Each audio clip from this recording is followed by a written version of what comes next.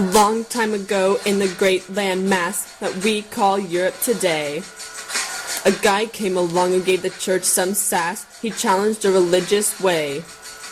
Copernicus was his name, and he wrote on the revolutions of the heavenly spheres, which said the sun, not the earth, was in the center afloat, called the heliocentric theory. It put the church in tears. But then a guy named Brahe came around, who gathered data and brought Kepler around. Kepler was a very smart man. He had the three theories, which are as follows: elliptical orbit and larger orbit span equals slower rate, but close to the sun doesn't wallow. Then came along Galileo Galilei. He wrote Starry Messenger and invented something called the telescope. It put Europe in an upswing. Newton was next, the genius of the era, wrote Principia about a world machine, then had three laws and rules of gravity. Go. Cut it. Scientific revolution. New ways of thinking, changing the worldview. Scientific revolution. New ways of thinking, changing the worldview. Paracelsus said like cures like. Vesalius then dissected little types and wrote on the fabric of the human body. Said the blood was from the heart, not the liver.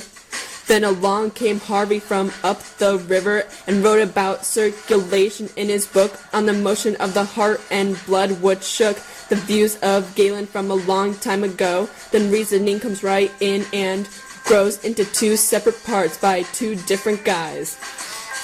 Yeah. Scientific revolution. New ways of thinking, changing the worldview. Scientific revolution. New ways of thinking, changing the worldview.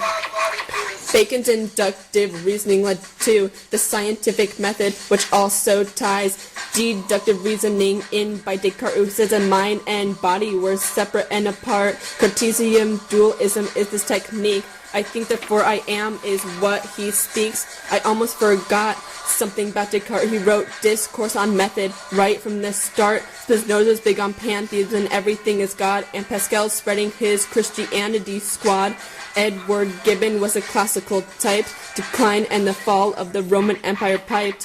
All about history without the religion hype. Finally, into the woman we go. Maria Winkelmann's got a comet to show. Margaret Cavendish began that nature would never be conquered by man. Maria Marian then studied bugs, but the science world of men just still wouldn't tug, which brings us up and around to these groups of science people called academies. There was the English Royal Society and a French one too. They like to publish journals and improve the worldview, and that's the scientific revolution.